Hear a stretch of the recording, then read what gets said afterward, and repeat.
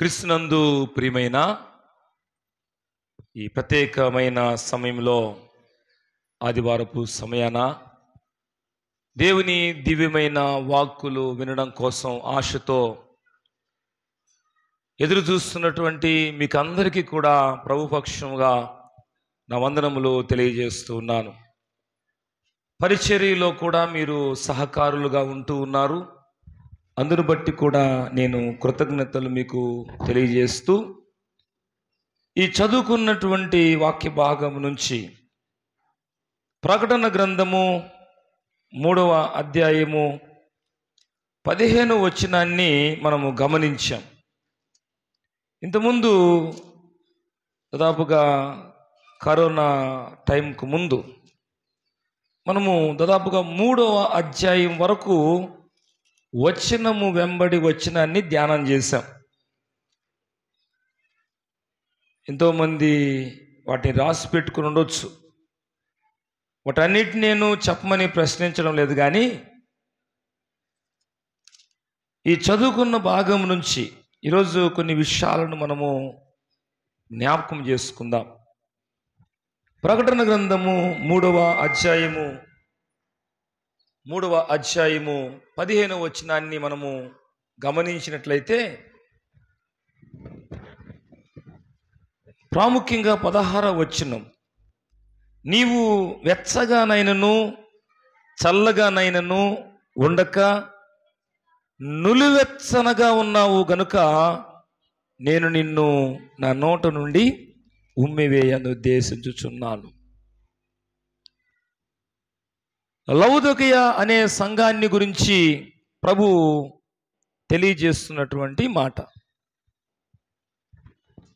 లౌదోకియ సంఘము,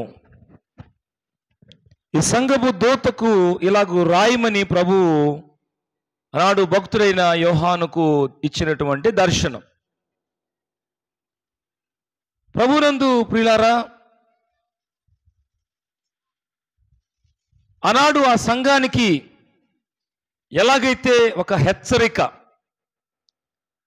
సరి చేసుకోవడానికి ఒక హెచ్చరిక తెలియచేయబడిందో, ఈరోజు వాక్యం వింటున్నటువంటి మనతో కూడా ప్రభువు మాట్లాడుతున్న మాట ఏంటంటే, మనము చల్లగానైనను వెచ్చగానైనను ఉండక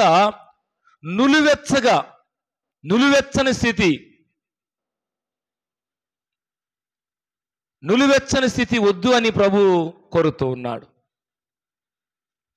ఒక మాటలో చెప్పుకోవాలంటే లోకం కావాలి, దేవుడు కావాలి,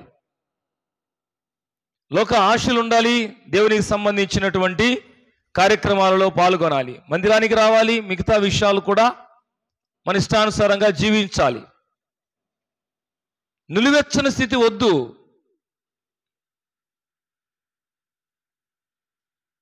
ప్రభువు నమ్మిన తర్వాత ప్రభువుతో మన అడుగులు ముందుకు కొనసాగిద్దాం, అడుగులు వేద్దాం. లేదు, ప్రభువును నువ్వు అంగీకరించకపోతే లోకంలో ఉంటే సరే, నీ ఇష్టం, అది బలవంతం లేదు. కావుననే ఆనాడు లౌదోకియ సంఘపు స్థితిగతులను గ్రహించినటువంటి ప్రభువు ఆ సంఘాన్ని సరిచేయడం కోసం హెచ్చరిస్తున్నాడు. ఈరోజు ఈ వాక్యం వింటున్నటువంటి మనలను కూడా ప్రభువు సరిచేయడం కోసం ఇష్టపడుతున్నాడు. ఈ వాక్యం వినే సమయానికి నులివెచ్చని స్థితిలో ఒకవేళ మనం ఉన్నట్లయితే సరి చేసుకుందాం, సరైన మార్గంలోనికి నడిపించబడదాం. ఒకవేళ మనము నులివెచ్చని స్థితిలో ఉన్నాము అనడానికి కొన్ని సూచనలు. నేను నులివెచ్చని స్థితిలో ఉన్నాను, నాకు ఎవరు చెప్పేటువంటి పరిస్థితి లేదు, కానీ వాక్యమైన దేవుడు నాతో మాట్లాడుతున్నప్పుడు నా జీవితాన్ని నేను సరి చేసుకుంటాను, నా జీవితాన్ని దేవునికి ఇష్టకరంగా నేను ఉంచుకుంటాను. మనం నులివెచ్చని స్థితిలో ఉన్నాము అని తెలుసుకోవడానికి ఒక 2-3 ఎగ్జాంపుల్స్, లేకపోతే కొన్ని విషయాలను మనం జ్ఞాపకం చేసుకుందాం. మొదటగా మనం గమనించినట్లయితే ప్రకటన గ్రంథం 2వ అధ్యాయము 3-4 వచనాలు మనం చూస్తే ఎఫెసు సంఘాన్ని గురించి ఆనాడు ప్రభువు తెలియచేసిన మాట భక్తుడైన యోహానుతో. ఆ మాట మనం చూద్దాం.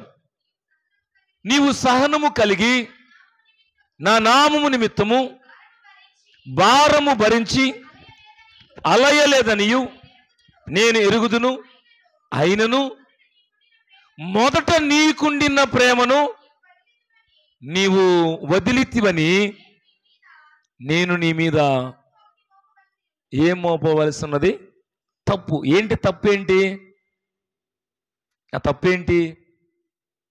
ఎఫెసు సంఘాన్ని ఉద్దేశించి ప్రభువు మాట్లాడుతున్న మాట భక్తుడైన యోహాను ద్వారా, నీకున్నటువంటి మొదటి ప్రేమను నీవు విడిచావు, వదిలేవు. ఈరోజు కూడా క్రైస్తవ సంఘములో కూడా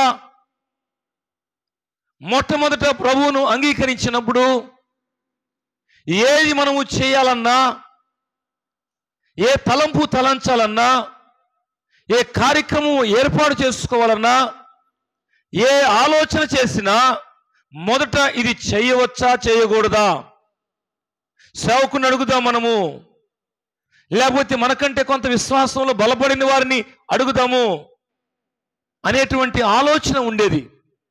మొదట ప్రభువును ప్రేమించిన విధానం వేరు. ప్రభువును ప్రేమిస్తున్నటువంటి వ్యక్తి జీవితంలో వారికి ఉన్నటువంటి ప్రత్యేకత ప్రభువుకి ఇష్టమైనదిగా ఉండేటువంటి పరిస్థితుల్లో ముందు దినాల్లో కొనసాగి ఉండొచ్చు. కానీ రాను రాను చాలా మందిలో ఈ ప్రేమ సన్నగిల్లుతూ ఉంది. దేవుని మీద ప్రేమ ప్రాముఖ్యంగా.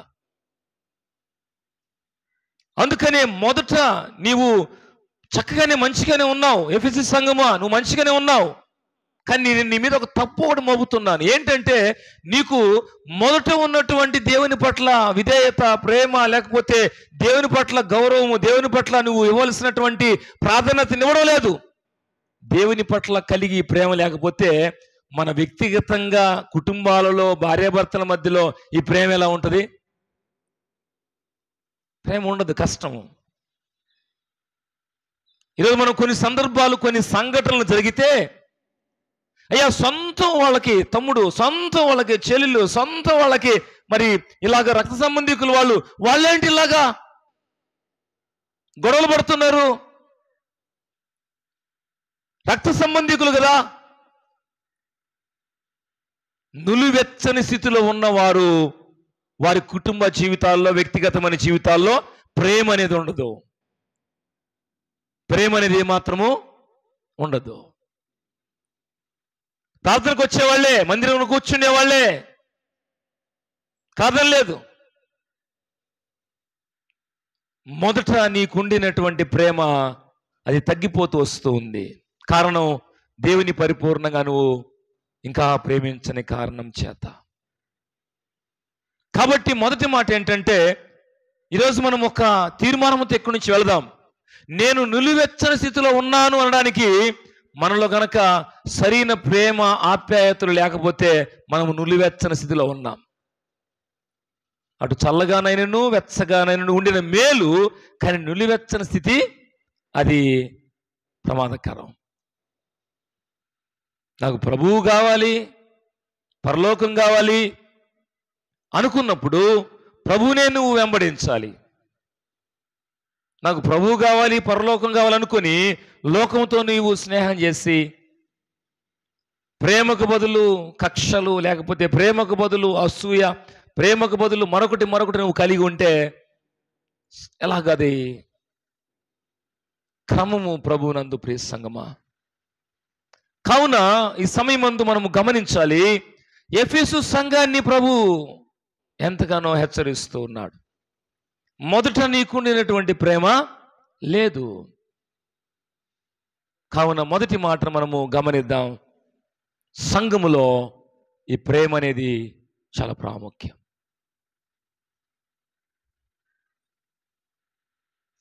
సంఘమును ప్రభు ప్రేమించాడు. ఎఫెసీ పత్రికలో మనం చూస్తాం. ఎఫెసీ పత్రికలో మనం చూసినట్లయితే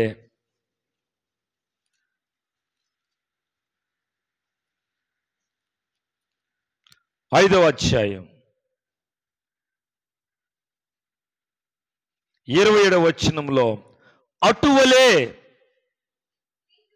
క్రీస్తు కూడా సంఘమును ప్రేమించి అది కళంకమైనను ముడతైనను అట్టిది మరి ఏదైనను లేక పరిశుద్ధమైనది గాను నిర్దోషమైనది గాను మహిమగల సంఘముగాను ఆయన తన ఎదురు దాన్ని నిలవబెట్టుకోవాలని వాక్యముతో ఉదక స్నానం చేద్దాన్ని పవిత్రపరిచి పరిశుద్ధపరచుటకై దాని కొరకు తను తాను అప్పగించుకొనెను.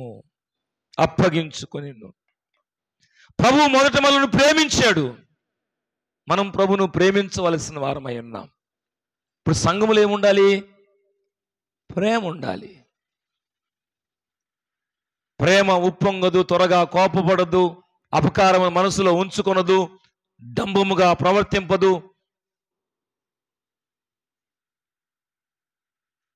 మొదటి కొరింథీ పత్రిక 13వ అధ్యాయం అంతా కూడా ప్రేమ ప్రేమ. నేను మందిరానికి వస్తాను, పాటలు పాడతాను, కానీ నేను ప్రేమించలేను ఎదుటి వ్యక్తిని. ఎట్లాగా?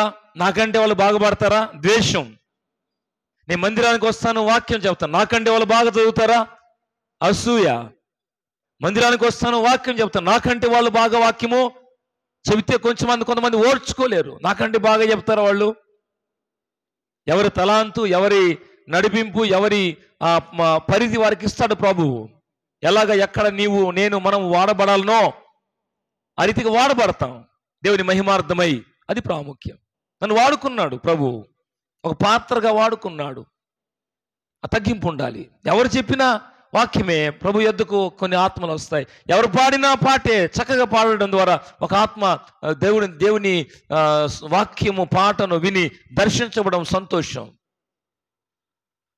కాబట్టి సంఘమును ప్రభు ప్రేమించాడు.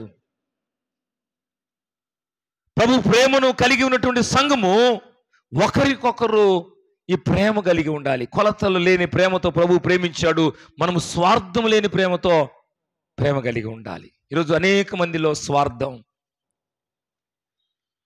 స్వార్థంతో కూడినటువంటి ప్రేమ. కాబట్టి మొదటి విషయం ఏంటంటే, నులివెచ్చని స్థితిలో ఉన్నవారి కుటుంబంలో, జీవితంలో, సంఘములో ప్రేమ ఉండదు.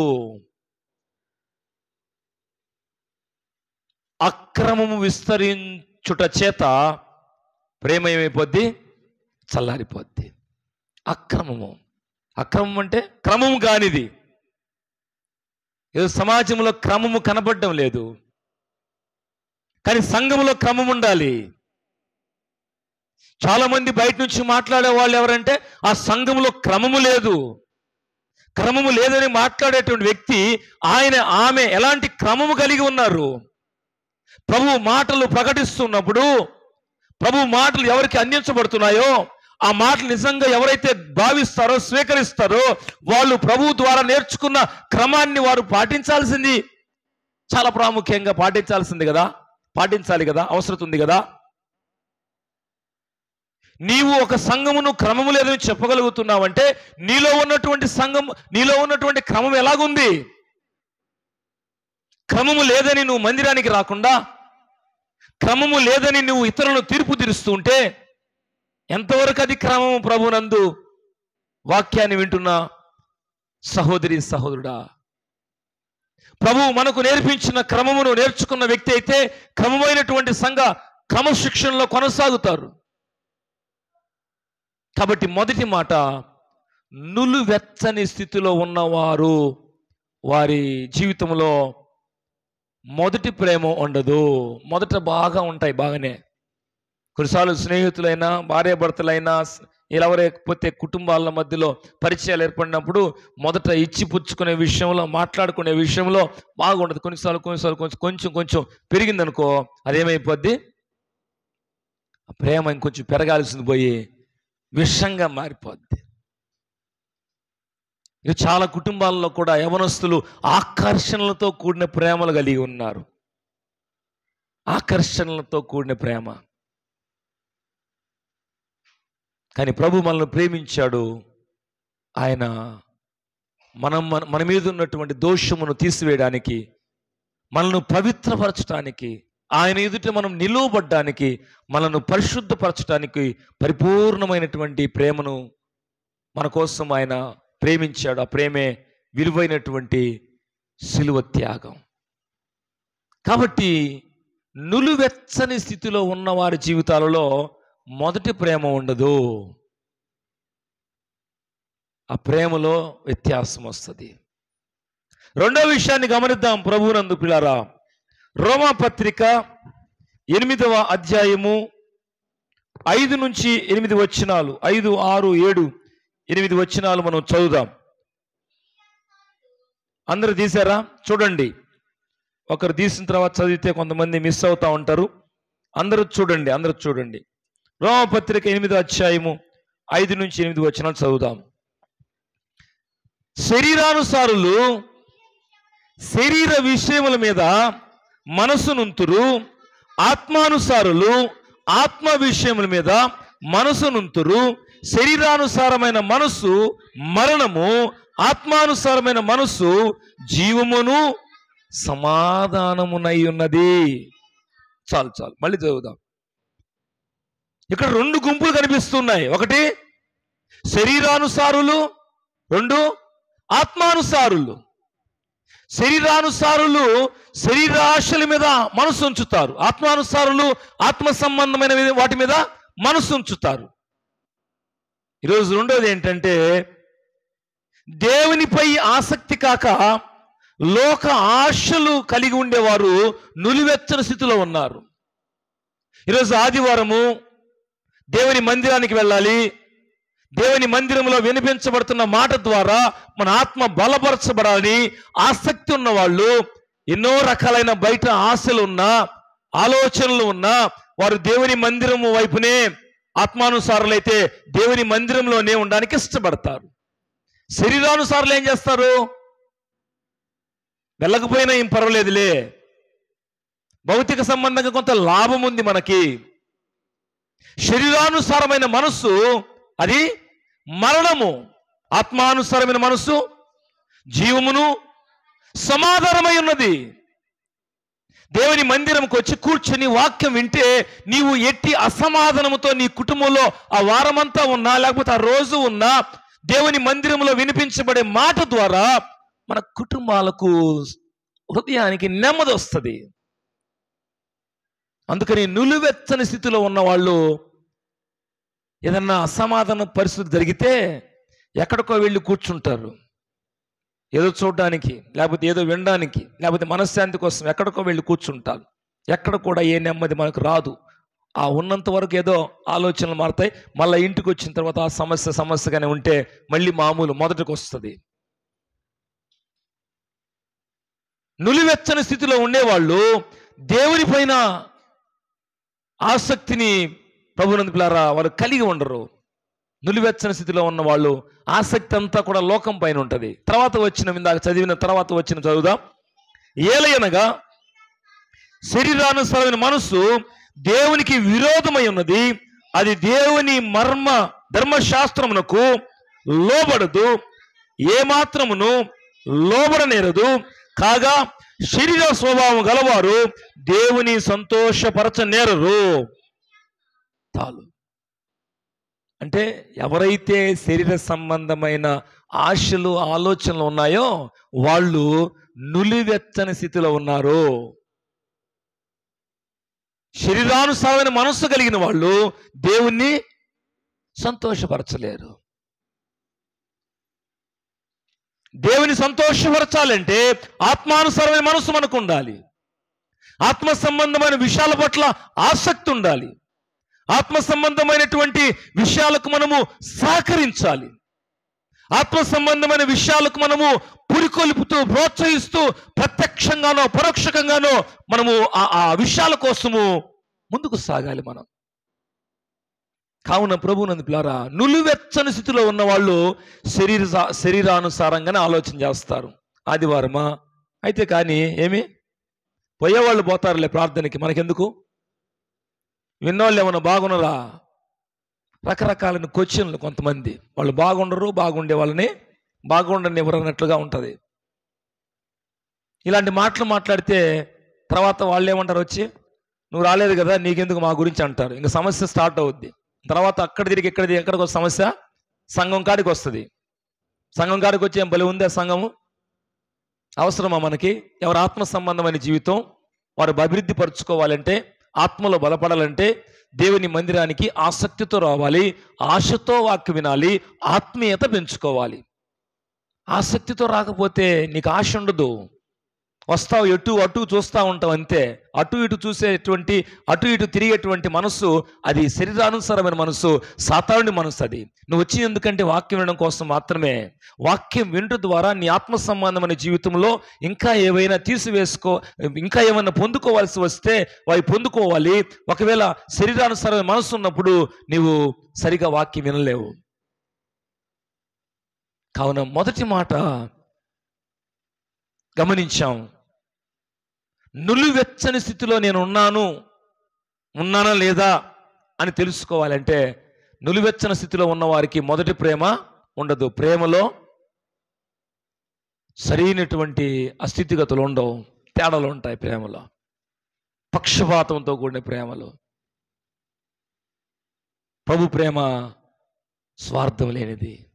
ప్రభు మనల్ని ప్రేమించాడు, సంఘంగా మనల్ని ప్రేమిస్తూనే ఉన్నాడు ఈరోజు వరకు, ఈ వాక్యం వినేంత వరకు. మనం ప్రభుని ప్రేమించిన వారమైతే సంఘంలో అందరం కలిసి ప్రేమ కలిగి ఉండాలి, కుటుంబాలన్నిటి కూడా ప్రేమ కలిగి ఉండాలి. రెండో విషయం గమనించాం, నులివెచ్చని స్థితిలో ఉండడానికి కారణం ఏంటంటే శరీరానుసారమైన మనసు, దేవునిపై ఆసక్తి కాక లోక ఆశలు ఉంటాయి. లోక ఆశలు, లోకానికి సంబంధించినటువంటి ఆశలు. ఈరోజు ఒకవేళ నీవు దేవుని మందిరానికి రాగలిగి ఉండి కూడా, అవకాశం ఉన్నా, సమయం ఉన్నా, కొంతమంది ఏం పోదాంలే అన్నట్లుగా ఉండేవాళ్ళు లేరా? ఇళ్ళ దగ్గర ఉండేటువంటి వాళ్ళు ఖాళీగానే ఉంటారు. వాళ్ళకి వచ్చిన పెద్ద పని ఏం కూడా కాదు. కానీ ఒకవేళ సేవకుడు అడిగితే ఎంతో అర్జెంట్ పని ఉండి, అర్జెంట్ పని మీద మేము పోయి వచ్చి లేట్ అయింది, అబద్ధాలు చెప్తారు అర్జెంట్ పని అని. సరే, సేవకుడు కూడా ఏం మాట్లాడలే. వీళ్ళు శరీరానుసారమైన మనసు కలిగి ఉన్నారు, దేవుని విషయాల పట్ల ఆసక్తి లేదు, ఆధ్యాత్మికమైన స్థితిలో వారికి ఏమాత్రము అభివృద్ధి ఉండదు.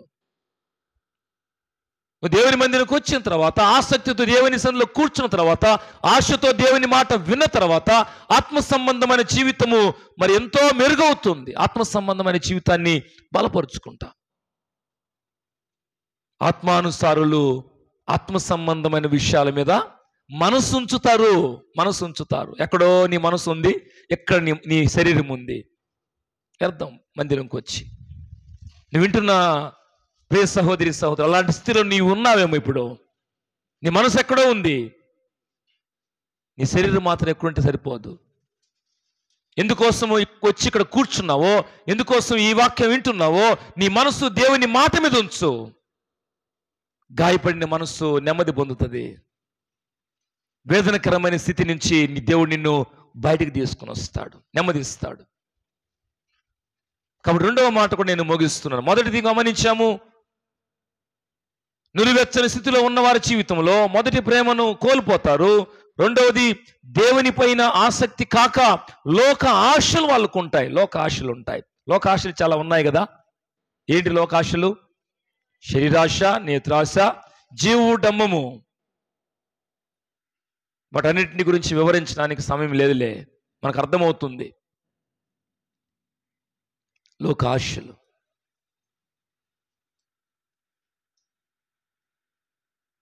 ఈ లోకాశలన్నీ కలిగి ఉండి మంచి పాట పాడతారు. ఆశయ్య చిన్న ఆశయ్య యేసయ్య నీతో ఉండాలయ్యా కదా. శరీరాశలన్నీ ఉంచుకొని ఇదేం ఆశ? నీతో ఉండాలని ఆశయ్యా. సాధ్యమేనా? సాధ్యం కాదు ప్రభునందు పిల్లారా. శరీరాశలు కలిగి ఉన్నటువంటి వారు దేవుని సంతోషపరచలేరు. బైబిల్ మాట చాలా చక్కగా మనకు తెలియచేస్తూ ఉంది. నువ్వు దేవుని మీద ఆసక్తి ఉంటే, ఆశ కలిగి దేవుని మాట వింటూ ఉంటే, ఆత్మ సంబంధమైన జీవితము మరొక వ్యక్తి మీద ఈ ఆత్మ సంబంధమైన జీవితము ప్రభావితం కావాలి. అదిగో చక్కగా ఆ వ్యక్తి మందిరానికి వెళ్తాడు, చక్కగా ఆమె మందిరానికి వెళ్తుంది, మందిరంలో విన్న వాక్యము చక్కగా పాటిస్తుంది, ఆమెలో పద్ధతులు మందిరానికి వెళ్ళిన తర్వాత వాక్యం వింటున్న తర్వాత ఆమె పద్ధతులు, ఆయన పద్ధతులు పరిపూర్ణంగా ప్రభు వైపున తిప్పబడుతూ ఉన్నాయి. ప్రభు మార్గంలో నడుచుకుంటున్నాడు. కొన్నిసార్లు కొంతమందిని చూస్తూ ఉన్నప్పుడు, కొంతమందిని గూర్చి వింటూ ఉన్నప్పుడు ఎంత హృదయం వేదన కలుగుతుందో. వీరేనా ఇలాగా దేవునికి దూరమైనటువంటి వారు? మందిరంకి వచ్చే వాళ్ళేనే, దేవుని మందిరంలో వారు సహకారులుగా ఉంటున్నారే, వీళ్ళ గురించి ఇలాంటి మాట వినాల్సి వస్తుందనేసి కొన్నిసార్లు సేవకులు ఎంతో వేదన పడతాడు. కారణం ఏంటంటే వారు శరీరానుసారమైన మనసుతో ఉన్నారు. అంటే నిలువెచ్చని స్థితిలో జీవిస్తూ ఉన్నారు.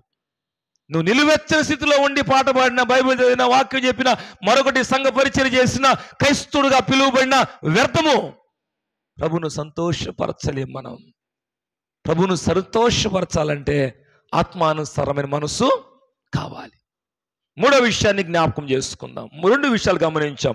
నులివెచ్చని స్థితిలో ఉన్నాము అనడానికి మొదటి ప్రేమ ఉండదు, రెండవది దేవుని పైన ఆసక్తి కాక లోక ఆశలు మనకు ఉంటాయి. మూడవది మనం చూసినట్లయితే ప్రభునందు పిల్లారా ఒకసారి గమనిద్దాం. సామెతల గ్రంథంలో 11వ అధ్యాయం 30వ వచనాన్ని చూద్దాం. 11వ అధ్యాయము 30వ వచనం. 11వ అధ్యాయం 30వ వచనం. సామెతల గ్రంథము 11:30. నీతిమంతులు ఇచ్చు ఫలము జీవ వృక్షము, జ్ఞానము గలవారు ఇతరులను ఏం చేస్తారు? రక్షిస్తారు. జ్ఞానము కలిగిన వారు ఇతరులను రక్షిస్తారు. దీన్ని మనం ఎలా అర్థం చేసుకోవచ్చు? నేను మందిరానికి వెళుతున్నాను, నేను వాక్యం వింటున్నాను, నేను వాక్యం వినప్పుడు నేను ఒక పాపములో జీవించేవాడిని, నేను దేవుని మందిరంకి వెళ్ళినప్పుడు నా ఇష్టానుసారంగా జీవించే వ్యక్తిని. ఈరోజు దేవుని మందిరంకి వెళ్ళిన తర్వాత నేను పాపములకు దూరంగా ప్రభువుకు దగ్గరగా ఉన్నాను కాబట్టి నా వల్ల నశించే వాళ్ళు సమాజంలో అనేకులు ఉన్నారు. వాళ్ళని ఏం చేయాలి? నేను ప్రయత్నం చేయాలి. కనీస ప్రయత్నం. వాళ్ళకు నువ్వు చెప్పగలిగినటువంటి స్థితిలో ఉంటే చెప్పాలి. దేవుని మందిరముకు తీసుకు నడిపించగలిగే స్థితిలో ఉంటే వారు నడిపించాలి. జ్ఞానము గలవాడు చదవాలి. జ్ఞానము గలవాడు ఇతరులను ఏం చేస్తాడు? రక్షించును. మీకు బాగా అర్థం కావడం కోసం యూదా పత్రిక 23వ వచనం చదువుదాం. యూదా పత్రిక 23వ వచనం ఏం రాయబడుతుంది? చదవాలి. అందరూ తీసారా? యూదా పత్రిక అంటే ప్రకటన గ్రంథానికి ముందు పేజీ, ముందు అంతే. మీరు మధ్యలో ఎతకాల్సిన పనిలే. చదువుతాం. అగ్నిలో నుండి లాగినట్లు కొందరిని రక్షించుడి. గమనించాలి. ఈ వాక్యం వింటున్న ప్రియ సహోదరి సహోదరుడా, ఎలా రక్షించాలంట? అగ్నిలో నుండి లాగినట్లు కొందరిని రక్షించండి. ఎగ్జాంపుల్, ఏదన్నా ప్రమాదంలో చిక్కుకొని అగ్నిలో కాలిపోతున్నటువంటి వారిని, ఒకవేళ నువ్వు దారిని పోతున్నావు ఏం చేస్తావు? కనీసమైన మానవత్వం ఉన్నవాళ్ళు ఏం చేస్తారు? బాగా కాలండి అంటారా? అయ్యో కాలిపోతున్నారు, నువ్వు కేకైనా వేస్తావు. కనీసం నువ్వు పోలేకపోయినా, ధైర్యం లేకపోయినా కేకేస్తావు. అయ్యా ఇక్కడ ఎవరో కాలిపోతున్నారు, ఎవరైనా వచ్చి సహాయం చేయండి, కనీసమైన ప్రయత్నం కేకేస్తావు. ఈరోజు అనేకులు నశించిపోయేటువంటి ప్రజలు చాలా మంది ఉన్నారు. వారు రక్షించాలంటే ఏం చేయాలి? మనం కనీసమైన కేకేయాలి, కనీసమైన మాట చెప్పాలి, కనీసమైనటువంటి మార్గము, ప్రభు మార్గం వారికి చూపించగలిగి. అగ్నిలో నుండి లాగినట్లు అనేకులను మీరు కొందరు రక్షించండి. కొంత రక్షించండి. నేనేం రక్షించాను అయ్యా, ప్రార్థనకు పోయే నేనే పాపంలో ఉన్నాను అని అనుకుంటే దానికి ఏం చేయలేము. ఇంకా నేను చెబితే ఎవరు వింటారు? పాపానికైతే ఇంక ముగ్గురిని తీసుకుపోతాను ఇంకా పాపం చేయడానికి. నాతో పాటు ప్రార్థనకు పోవాలంటే నేను తీసుకురాలేను, నా వల్ల కాదంటే దానికి ఏం చేయలేము. నులివెచ్చని స్థితిలో ఉన్న వాళ్ళు, ఆత్మలు నశించిపోతున్నటువంటి భారము, బాధ్యత, ఆ బాధ వాళ్ళకి ఏముండదు. నేను పోతాను, మందిరానికి వస్తాను, అంతే. పాస్టర్ కావాల్సింది ఏంటి? హాజరు. వచ్చాడా లేదా, వచ్చిందా లేదా చూస్తాడు ఆయన. పాస్టరు రాకపోతే ఏదో ఒకటి అడుగుతాడు. కాబట్టి నేనేం చేయాలి? పోవాలి, రావాలి. ఎందుకు పోయాను? వాక్యం వినడానికి. మరి ఏం విన్నాను? వాక్యము. వాక్యం నాకు ఏమి తెలియచేయబడింది? ఈరోజు సందేశం నులివెచ్చని స్థితిలో ఉండొద్దని తెలియజేయబడింది. ఇప్పుడు నులివెచ్చని స్థితిలో నేను ఉండకూడదు. దేవుని మందిరానికి వచ్చి వాక్యం వినేవాళ్ళం. నులివెచ్చని స్థితిలో ఉన్నవాళ్ళు మొదటి ప్రేమ ఉండవాళ్ళు ఉండదు, దేవుని పైన ఆసక్తి ఉండదు, లోకాశలు ఉంటాయి. మూడవది, ఎవడెట్టన్నా అని నాశనం అయిపోయి నాకేమి? ఆత్మల పట్ల కనీసమైన బాధ్యత ఉండదు. మనం కూడా గత మంగళవారం ప్రార్థన పెట్టుకున్నాం. ఎందుకు? విధిలో కూడికి ఎందుకు పెట్టుకున్నాం? కొంతమంది మందిరానికి రారు, అక్కడ కూర్చొని వాక్యం చెబితే కనీసం ఒక్కడైనా వింటాడేమో. మన ప్రాంతాన్ని రక్షణలోకి వచ్చిన తర్వాత ఈ చుట్టుపక్కల ఉన్నటువంటి ప్రజలకు సంఘంగా వెళ్ళి సువార్త ప్రకటిస్తే దానికి అర్థం ఉంది.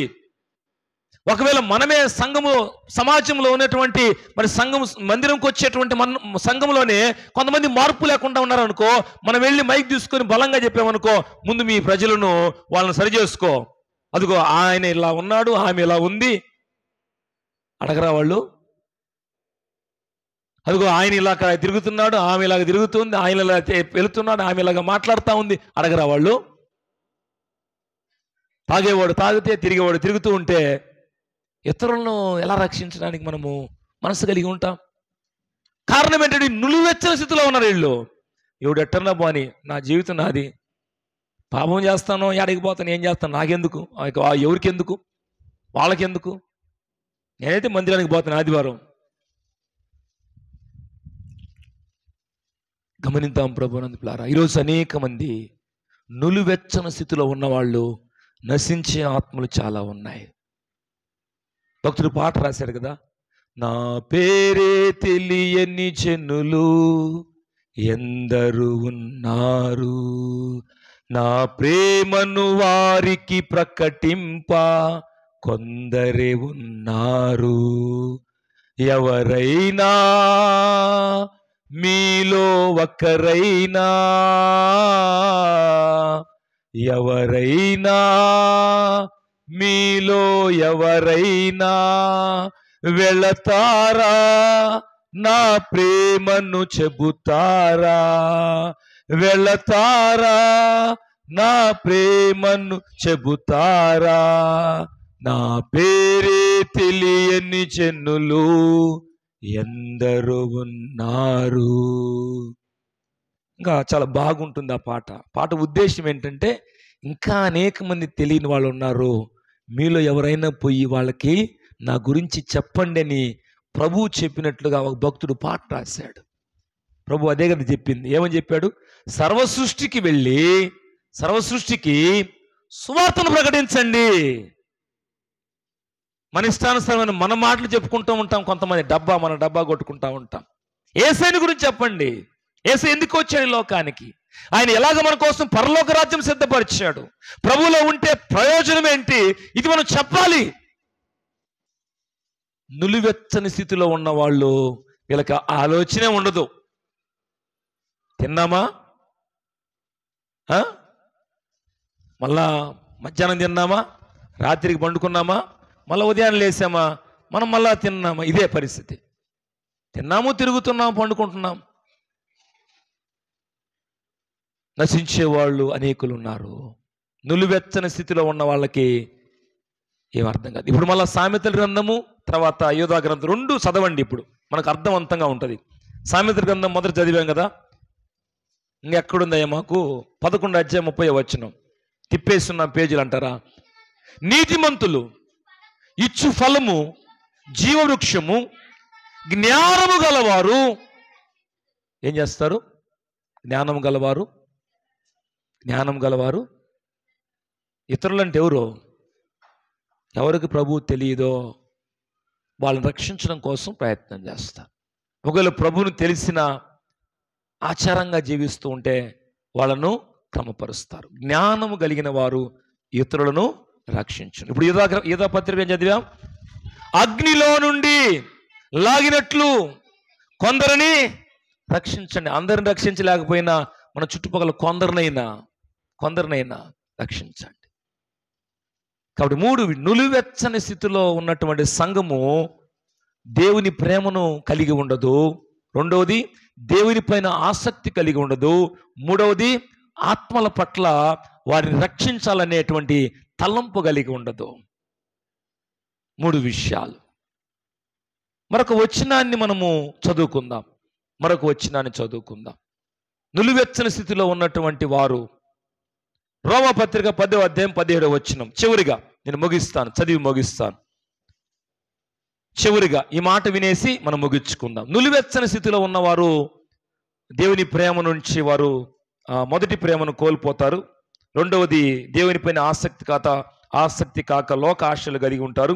3వది నశించు ఆత్మల పట్ల వారికి భారం ఉండదు, నులివెచ్చని స్థితిలో ఉన్నవారికి. 4వది ఏంటంటే రోమపత్రిక 10:17 అందరికి తెలుసుది. కాగా వినుట వలన ఏం కలుగుతుంది? విశ్వాసం కలుగుతుంది. 4వది ఏంటంటే నులివెచ్చని స్థితిలో ఉన్న వాళ్ళకి విసుగు వస్తుంది. చాలా మందికి వినుట వలన విశ్వాసం కాదు, విసుగు.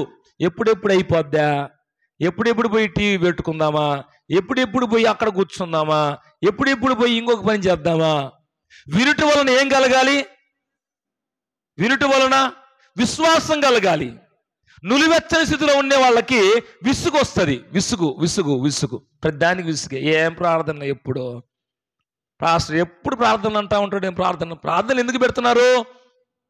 దేవుని సంఘంలో ఆరాధనలు ఎందుకు జరుగుతున్నాయి? ఆదివారము, మంగళవారం గృహ కూడికలు, గురువారము సంఘ కూడిక, శుక్రవారం ప్రత్యేక కూడిక,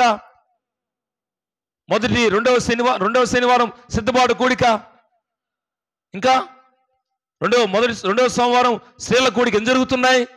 సంఘాన్ని ఆత్మీయతలో బలపరచడం కోసం సేవకుడు ప్రయత్నం చేస్తారు. కొంతమందికి ఏమనిపిస్తుంది? ఏందమ్మా పార్టీకి ఏం పని లేదు, ఒక బండి వేసుకొని వస్తుంటాడు, ఓర ప్రార్థనలు. విసుగు కొంతమంది కదా. వాక్యం వినాలంటే విసుగు.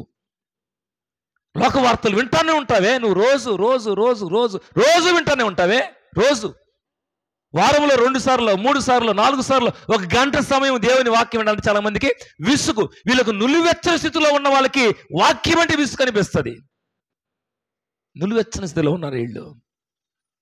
ప్రభు చెబుతున్నాడు, నేను నా నోట నుండి మిమ్మల్ని ఏం చేస్తాను? ఉమ్మివే ఉద్దేశించుచున్నాను. ప్రభు విడిచిపెట్టిన తర్వాత ఆ జీవితం ఎట్లా ఉంటుందంటే, మనం భౌతికంగా సామెత చెప్తాం. మనం కుక్కలు జంపిన విస్తర్ అంటారు కదా. ప్రభు విడిచిపెట్టడు అంత ఈజీగా. ఆయన పట్టుకోవాలనుకుంటాడు నిన్ను ఏదో ఒక వాక్యం ద్వారా. ఎలాగైనా నిన్ను బలపరచాలని ఆశ కలిగి ఉంటాడు. ఏ వాక్యం ద్వారా నిన్ను దేవుని యొద్దకు నడిపించడం కోసం ఎన్నో ప్రయత్నాలు చేస్తుంటాడు ప్రభు ఆయన వాక్యం ద్వారా. చాలా మందికి విసుగు వస్తుంది. ఎందుకంటే కొన్నిసార్లు చాలా సంవత్సరాల నుంచి పనిచేస్తున్నాడు కదా ఈ పాస్టరు, అదే గొంతు. అట్లా కూడా కొంతమందికి విసుగు వస్తుంది. అందుకనే మేమేం చేస్తున్నామంటే అప్పుడప్పుడు కొత్తగా కొంతమంది సేవకులు తీసుకొస్తున్నాం. అట్లాంటి వారు మేము చెప్పలేని విషయాలు అన్నీ మాకు తెలిసిన అనుకోలేను. నేనైతే అనుకోను. ఇంకొక సేవకుని పిలిస్తే ఆయన ద్వారా కొన్ని మాటలు వస్తే ఒకవేళ ఏ జీవితమైనా సిద్ధపరచబడదేమో, హెచ్చరిక పొంది సరిచేయబడదేమో అని ఒక్కొక్క సేవకుని అప్పుడప్పుడు పిలుస్తూ ఉంటాం. ఎందుకు? సరే మా గొంతు విని విసుగు, వాక్యము మరి వినేటువంటి అదే గొంతు విని విసుకొని నూతనంగా కొంతమందిని వ్యక్తులు తీసుకొస్తున్నాం. కారణం ఏంటంటే సంఘాన్ని మళ్ళా ఆధ్యాత్మికంగా బలపరచాలి. అనొచ్చు, నా ముందు అనొచ్చు, పాస్టర్ గారు మీరు బాగా చెప్తారు వాక్యం, మాకు ఎవరు అవసరం లేదు, మీరే చెప్పాలని అనొచ్చు మీరు. కాదనలేదు, మీ ప్రేమను బట్టి నేను సంతోషిస్తాను, కాదనలేదు. కానీ మేమైతే అలా అనుకోకూడదు, నేనే చెప్పాలి, ఇంకొక రాకుండా అనుకోవాలి. ఇంకొక సేవకుడు వస్తే పాస్టర్ అనుమతి చేత ఆయన కూడా వాక్యం చెబితే, నాకు తెలియ విషయాలు ఆయన చెప్తే ఆయన ద్వారా సంఘం ఇంకా బలపడాలి, సంఘం వచ్చేలకూడదు. ఇంకొక సేవకుడు వస్తాడు, చెప్తాడు, తీసుకుని మా దగ్గరికి రండి, మా దగ్గరికి రండి, అది కాదు పరిచర్య. అందులో సరైనటువంటి పరిచర్య కాదు అది. సంఘాన్ని బలపరచాలి, అది పరిచర్య. పౌలు భక్తుడు చేసిన పరిచర్య అది, బైబిల్ చెబుతున్న పరిచర్య అది. కాబట్టి నేను నాలుగో విషయం కూడా ముగిస్తున్నాను. నాలుగో విషయం ఏంటి? నులివెచ్చని స్థితిలో ఉండేటువంటి వారు వాక్యాన్ని విని విశ్వాసాన్ని పెంచుకోవాల్సిన ఆ పరిస్థితుల్లో అలా కాకుండా వాక్యం వింటే విసుగు పొందుతారు. విసుక్కుంటా ఉంటారు. ఏం ప్రార్థన, ఏం వాక్యము, ఏం బైబిల్, ఏం పాటలు, ఏం ఆరాధన. నువ్వు ఒక రాజకీయమైన మీటింగ్ పోతే 3 గంటలు కూడా అన్నం లేకుండా అక్కడ ఉండి నువ్వు ఎదురు చూస్తావే. ఒకవేళ ఒక అరగంట ఎక్కువైతే 2 సంఘాల్లో పరిచయం చేసుకుని 3వ సంఘానికి వస్తే ఒక అరగంట ఉంటే ఓపిక ఉండదా? కొంతమంది 2 గంటల దాకా ప్రార్థన కదా. ఏదో భౌతికంగా ఒక పనికి వెళితే, ఒక ఎంఆర్ఓస్ పనికి వెళితే, లేకపోతే ఏదన్నా నువ్వు ఒక ప్రాంతానికి వెళితే అక్కడ నువ్వు బస్సు ప్రయాణమో లారీ ప్రయాణం చేస్తూ ఉంటున్నప్పుడు ఒకవేళ ప్రభువునందు పిల్లలు లేట్ అయితే, అక్కడ ఆహారం లేకపోతే సాయంత్రం దాకా అలాగే కడుపుతో ఖాళీ కడుపుతో ఉంటావే. ఒక 10 నిమిషాలు ఎక్కువైతే దేనికోసము? వాక్యమే కదా చెప్పేది, సొంత విషయాలు ఏం చెప్పడం లేదు కదా. విసుగొచ్చేస్తుందా అప్పుడే? అంటే వీళ్ళు ఏ స్థితిలో ఉన్నారంటే నులివెచ్చని స్థితిలో ఉన్నారు. నులివెచ్చని స్థితిలో ఉన్న వాళ్ళు ఉమ్మివేయబడతారు, త్రోసివేయబడతారు, తోలనాడబడతారు. అందుకోసమైతే మనం క్రైస్తవులుగా ఉండాల్సిన అవసరం లేదు. కాబట్టి 4 విషయాలు మనం విన్నాం. ఒకవేళ మీకు అర్థం కాకపోతే యూట్యూబ్లో మళ్ళీ మీరు జ్ఞాపకం వినండి, విని మీరు ధ్యానం చేయండి. లౌదికే సంఘము నులివెచ్చని స్థితిలో ఉన్న సంఘం. ఈరోజు నందిపాడు సంఘం కూడా నులివెచ్చని స్థితిలో ఉండకూడదు అని దేవుని మాట హెచ్చరికగా ఉంది. నులివెచ్చని ఉన్న వారిలో ప్రేమ ఉండదు, మొదటి ప్రేమ. రెండవది దేవుని పైన ఆసక్తి ఉండదు, లోక ఆశలు వాళ్ళకుంటాయి. మూడవది ఇతరులను రక్షించాలనేటువంటి ఆశ ఏమాత్రం ఉండదు. ఎవడు ఎట్టన్నా పోని ఏమన్నా కానీ అనుకుంటారు. 4వది ఏంటంటే దేవుని వాక్యము వింటే విశ్వాసం పెరగాలి, కానీ నులివెచ్చని స్థితిలో ఉన్న వాళ్ళకి విసుగు వచ్చేస్తుంది. మాకు అవసరం లేదులే, మాకు చెప్పొద్దులే, 10 నిమిషాలు చెబితే బాగుండు అనిపిస్తుంది. కాబట్టి మధ్యాహ్న వేళ వాక్యం ముగిస్తున్నాను. నులివెచ్చని స్థితిలో ఉంటే మన జీవితాన్ని సరిచేసుకుందాం. ప్రభుకి ఇష్టమైన జీవితాన్ని, మన జీవితాలను సిద్ధపరచుకుందాం. అటు కృప దేవుడు మనకందరికీ దయచేయునుగాక. ఆమేన్. తల్లు ఉంచుదాం, చిన్న ప్రార్థన చేద్దాం. ప్రభువా, నీ విలువైన వాక్యం ద్వారా నీ మమ్మల్ని దర్శించావు, నీ స్తోత్రాలని దేవుని సహాయాన్ని కోరుకుంటూ ప్రార్థన చేద్దాం. తల్లు ఉంచి కళ్ళు మూసుకుంటుండగా ఈ వాక్య భాగము మనందరి వినికిడిలో ప్రభు ఆశీర్వదించినట్లుగా